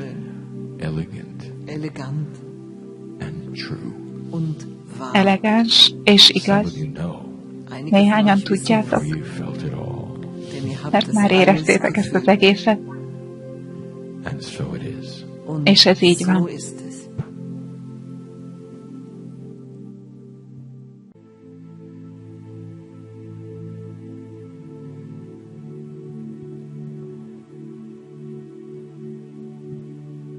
Greetings again, dear ones. I'm KRYON of Magnetic Service. Üdvözlet újra, kedveseim, KRYON vagyok a mágneses szolgálattól. My partner sits in a chair surrounded by light. A partnerem egy székben ül, és körülötte mindenhol fény van. Each light is a life. Szimbolikusan minden egyes fény, élet. And the lights are the intent for those around them. És a fények, azok a szándékok azoktól, akik körülötte vannak. Like a sea of lights. You can't identify which one belongs to another. Olyan, mint egy olyan fény, ahol nem tudod eldönteni, hogy melyikhez tartozik. Habár egyesével lettek elhelyezve és odafigyelve, körültekintően, de nincsen nevük, amelyek hívnák őket. És végül ez a fényforrások, ezek a fénymagok, azok egy fényé alakulnak. Az emberi léleknek a fénye. Ez a legjobb példa, amit adni tudunk. A kapcsolódásra közöttetek. A között, amit úgy ismertek, hogy a kreatív forrás, és az, ami része Gájának.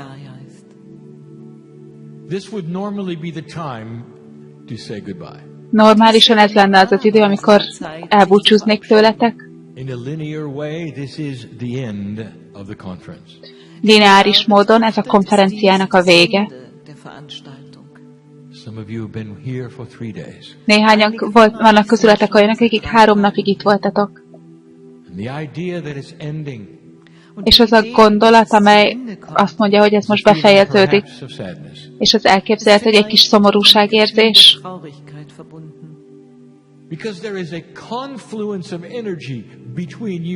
Mert van az energiáknak egy ilyen összefolyása közötted és közöttem. Közöttetek, te és a másik te között. A zenek és az üzenetek között, amely az emberi lény nagyra becsülésében van.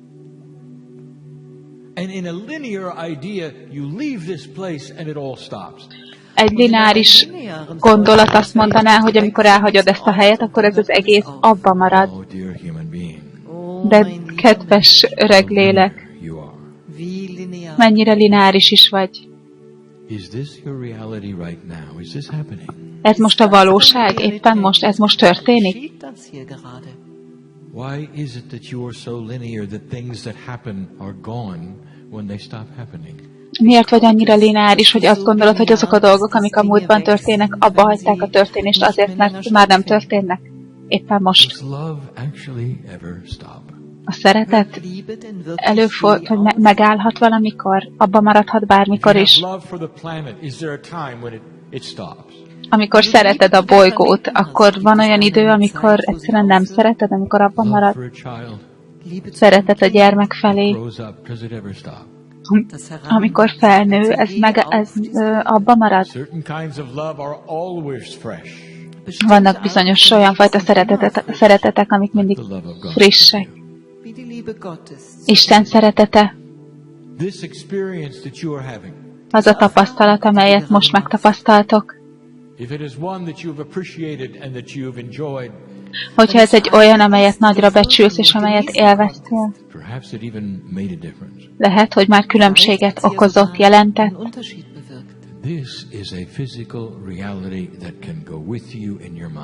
Ez egy fizikai valóság, amely veled mehet az elmédben. Minden egyes alkalommal, amikor rágondolsz, akkor újra valóság lesz. Soha nem megy el. Lineáris módon és a naptáradban vége lesz. De Istennek nincs naptára. Mindig van, és mindig lesz.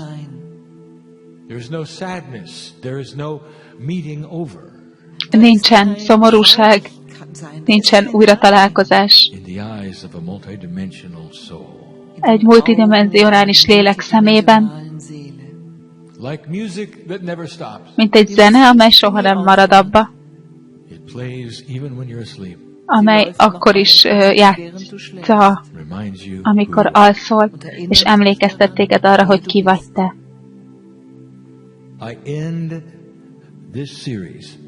Én befejezem ezt a sorozatot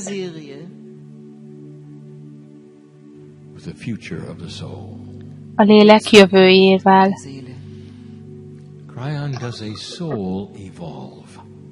KRYON, a lélek evolválódik, továbbfejlődik. Nem igazándiból.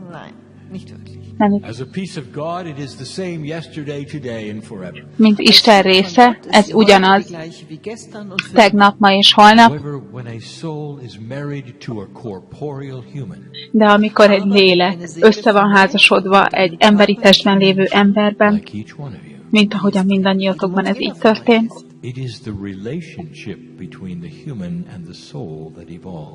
ez a kapcsolat az ember és a lélek között, amely evolválódik, amely továbbfejlődik. Az az elmozdulás, amelyben benne vagytok, ez új. És ez nem egy ilyen marginális, ilyen határmesdés elmozdulás. Ez az elmozdulás. Ez egy olyan, amelyet az emberiségnek meg kell csinálnia, hogyha maradni szeret. A következő generációk innentől rá fognak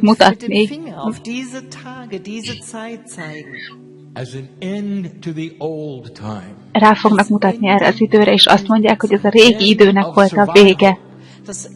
A vége a túlélésnek, annak a tudatosságnak, amely a múltból jött,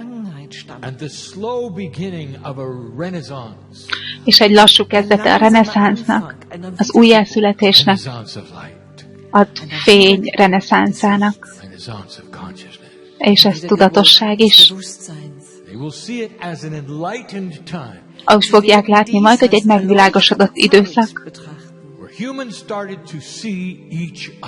amikor az emberek elkezdték látni egymást úgy, amilyenek ők. Az élet értékes, és minden egyes ember Isten része.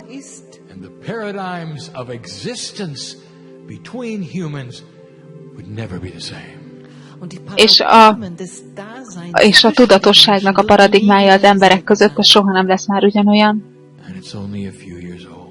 És ez már csak néhány évnyire van. Ti csak most kezdtétek el. I am KRYON. KRYON vagyok. In service to humanity. Szolgálom az emberiséget, To stand on the mountaintop. hogy fönt álljon a hegy tetején, hogy én fönn állok a hegy tetején, és annyira hangosan beszélek, amennyire csak tudok, és a kezem a levegőben van. Áldott az az ember, aki tudja, hogy ő Isten, és része az univerzumnak. A dolgok soha nem lesznek ugyanolyanok. Soha. Vala. És te itt ülsz, és néhányan így forgatják a szemeiteket, de KRYON, te nem nagyon olvastad vagy nézted a híreket mostanában, ugye? Újra elmondjuk nektek, mennyire lineárisak is vagytok.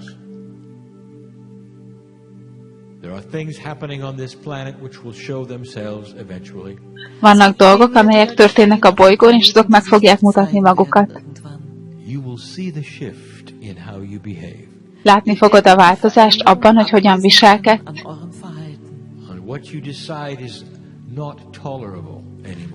Az, hogy vannak olyan dolgok, amiről azt a döntést hozott, hogy ez már nem tolerálható. Azok a rendszerek, amelyeket építettetek, azok emberiek. Azok a dolgok, amelyeket összeraktatok, hogy egymást segítsétek. Ahova a pénz megy, eljön annak az ideje. Figyeljetek, nem fogjátok elhinni. Eljön annak az ideje, amikor már nem lesz egyszerűen oka annak, hogy fegyvert építsenek.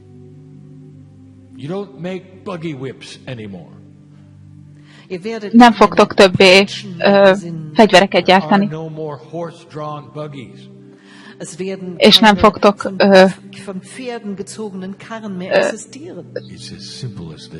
nem fogtok többé ilyen állatok vontatta fegyvereket csinálni, ez ennyire egyszerű.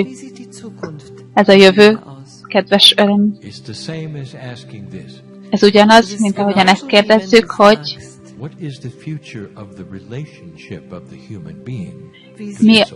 mi a jövője az emberi lény kapcsolatának a lélekhez. Elmondom nektek a proféciát. Látjátok, hogy a hógolyó gördül, és ezt a hógolyót úgy hívják, hogy szabadság a földön, és ez most valóban újjá születik, és most úgy érzitek, hogy ez egy kicsit túl lassú. Ez azért van, mert az öreg lelkek nagyon sok időt töltöttek a várakozással,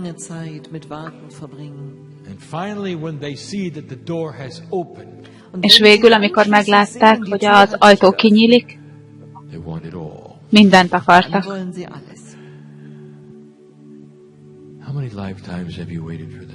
Hány életen keresztül vártál erre?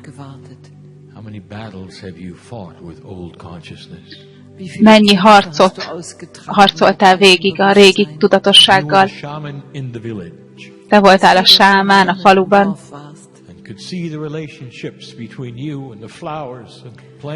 és láttad a kapcsolatot közted, a bolygóval, a virágokkal, a fákkal, és akkor az emberek körülötted fegyvereket építettek, hogy megöljék egymást. Mit gondoltál, mennyi ideig fog ez tartani? És aztán valaki, aki felébredt a következő életében, ez volt az, amire emlékeztél? Emlékeztél a felébredésnek a nehézségére? Néhányan úgy is hívták azt, hogy a megvilágosodásnak a horrorára. Mert a régi energiában téged nem úgy láttak, hanem inkább úgy láttak téged, mint egy veszélyes dolog. Túl sok bölcsesség, túl sok új ötlet.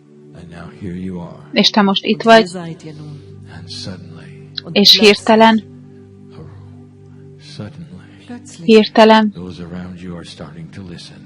azok, akik körülötted vannak, elkezdenek hallgatni rád. A gyerekek egyre bölcsebbé válnak. A találmányok elkezdenek, amelyek az emberiséget valami egészen más helyre viszik. Lassan a dolgok elkezdenek elmozdulni.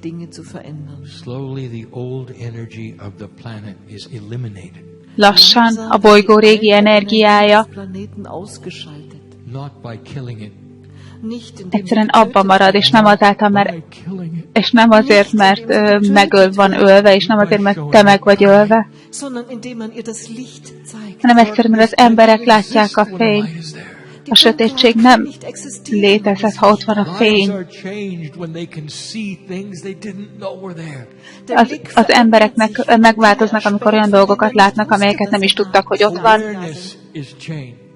A tudatosság megváltozik. Elmondom nektek, hogy mi az, amire ébereknek kellene lennetek. Együttérzés az a király az új energiában. Hadd mondjak el nektek valamit. Ez nem az első bolygó, aki ezt megcsinálja. Tegnap, amikor elkezdtük, akkor elmondtuk ezt nektek. És már korábban is elmondtuk nektek. Néhányan emlékeztek rá. Sok-sok évvel ezelőtt. De bizonyos dolgok, azok beleragadnak az Akashába.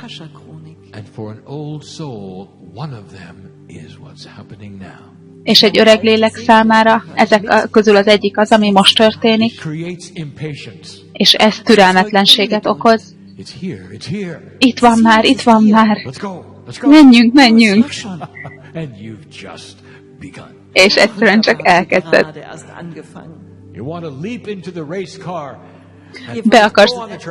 Be akarsz ugrani a versenyautóba, és el szeretnél indulni az úton.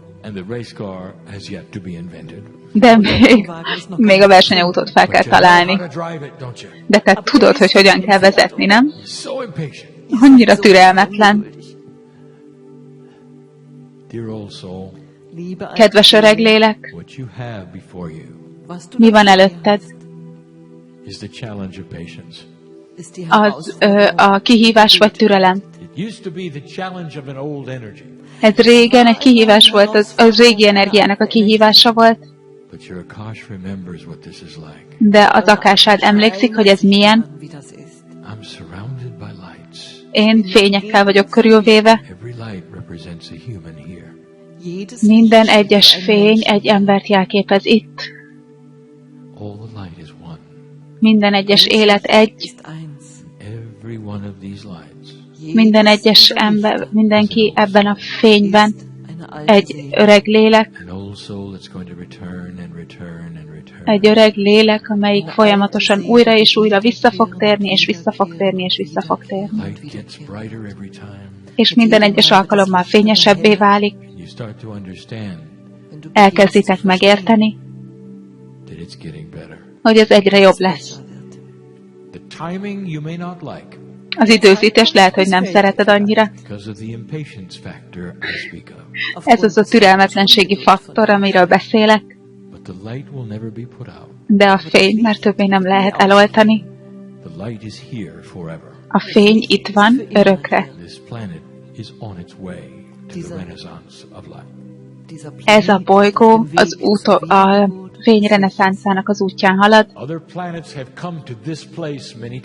Más bolygók eljutottak eddig a helyig sok alkalommal.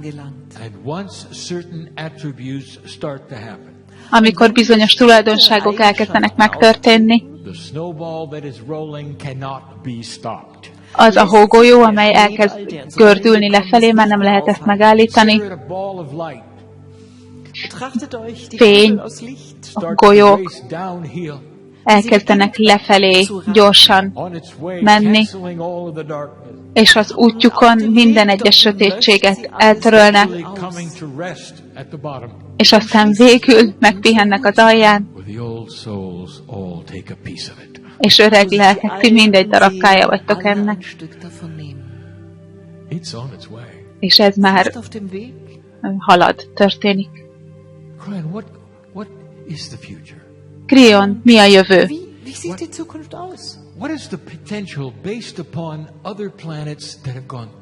Mik a potenciálok azon alapulva, hogy más bolygók már ezen keresztül mentek? Nem hinnétek el, hogyha elmondanám nektek. Túl nagy, és túl messze van, és semmi értelme nincs. Ezen a találkozón, ezen a napon my partner tried to connect the dots between consciousness and physical energy. A partnerem megpróbálta összekötni a pontokat, a tudás, a tudatosság és a fizikai energia, és fizikai valóság között. Megmutatta, hogy valóban hogyan tudja a tudatosság megváltoztatni a testi működést. Egy multidimensionális tudatosság az érzékelni tudja a dolgokat, még mielőtt azok megtörténnének. Mi történne akkor, hogyha ez az evolúció folytatódna, és a tudatosságnak a fizikája az még éberebbé válna.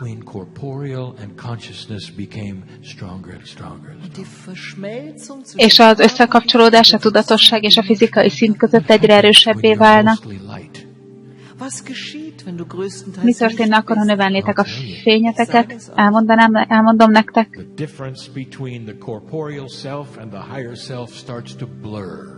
A különbség a testi én és a felsőbb én között elkezd elmosódni.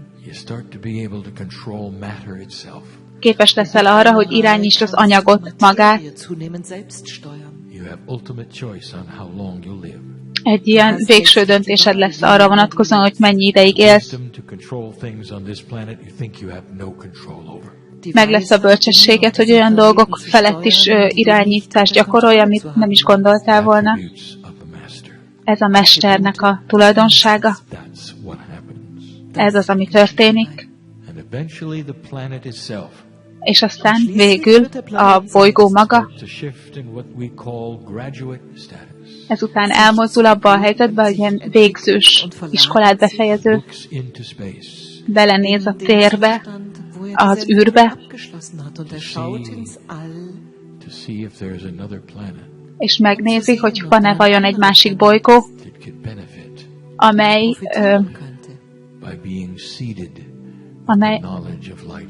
amelynek hasznos lehet, hogyha megkapja a fény és a sötét tudásának a magjait. Ez a bolygó, amelyik sikerült több megcsinálni a vizsgát,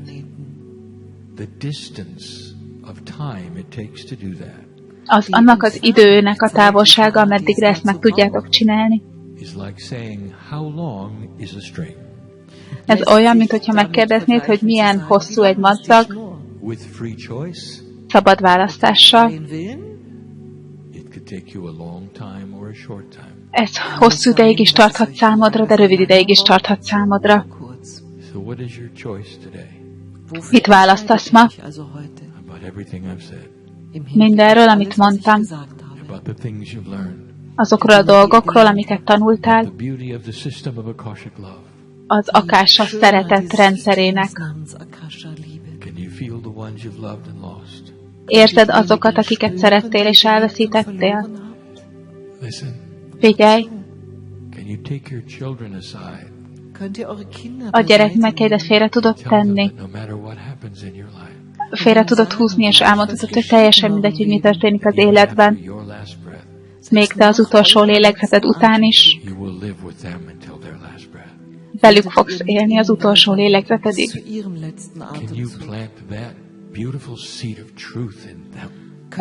el tudod ültetni ezt a gyönyörű magját az igazságnak bennük.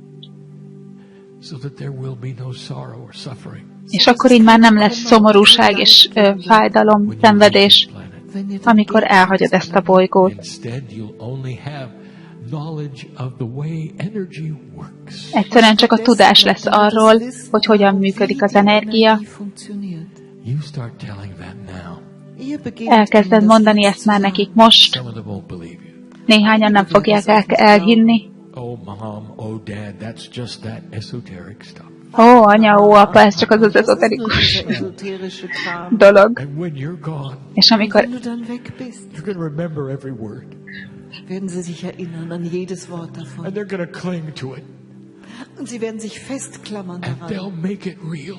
Und für sie wird es dann real werden. És amikor elmész, akkor emlékezni fognak minden szóra. És ezt fogják állítani, és ezt valósággá fogják tenni. Das ist die Zukunft der Seele. Ez a lélek jövője. Zusätzlich zu einem Paradigma. Ez az új paradigma, amire most távozol. Az emberek még mint hogyha nem is tökéletesen értik az életet és a halált, így aztán a halottaknak már nem lesznek büdösek. Egyszerűen csak az energia változik.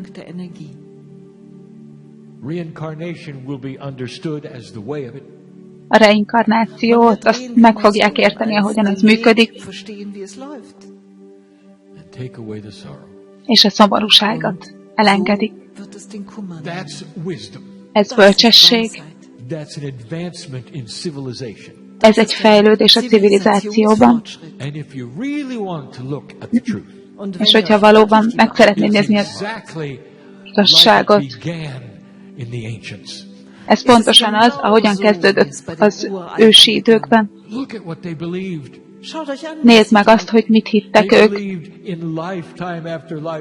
Ők hittek abban, hogy életet követ.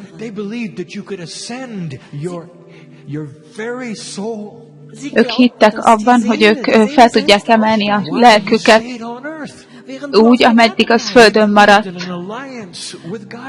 Ők hittek a szövetségben Gájával. Ez nem az újkor. Ez a visszatérés az ősi igazsághoz. És most már itt van az ideje. Ez az, amely felé tartotok. Ezt az üzenetet már nagyon sok módon odaadtam nektek. Nem fogom még egyszer odaadni. És újra, és meg fogom tenni újra és újra. Olyan sokan vannak, akik érzik. Ezek az instrukcióitok, kedveseim. Hagyd itt ezt a helyet örömtelien,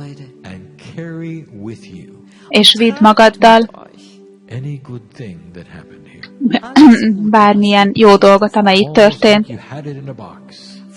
Ez olyan lenne, minthogyha olyan lesz ez, mint egy doboz, úgyhogy magaddal viszed a dobozt, és bármikor újra megnézheted. Olyan, mint a valóságnak egy ilyen felvétele. Minden egyes alkalom, amikor belenézel a dobozba, ott lesznek az érzések, a szeretet, a fény, és az a darabka. Én tudom, hogy ki van itt, és tudom, hogy ki jött a gyógyulásért, és néhányan tudjátok, hogy megkaptátok. Én tudom, hogy ki az, aki bajban van, és tudom, hogy ki volt ideges itt, és a kezeim kint vannak. Fogd meg a szellem kezét ma, és sétálj ki onnan, hogy és sétálj ki innen úgy, hogy békesség van mindennel kapcsolatosan benned, amivel érkeztél. Nem kell, hogy megoldásod legyen, elég, hogyha békességed van felette. Csak tudjad, hogy érkezik. És legyél békés, hogy a lelked nagyobb, mint amilyennek gondolod. Ez most egy belső üzenet, egy a felébredő bolygó számára, és az igazság az majd az öreg lelkek fülébe eljut, és szabad választásra sokan közülük másképpen fognak elmenni, mint ahogyan jöttek. És ez így van.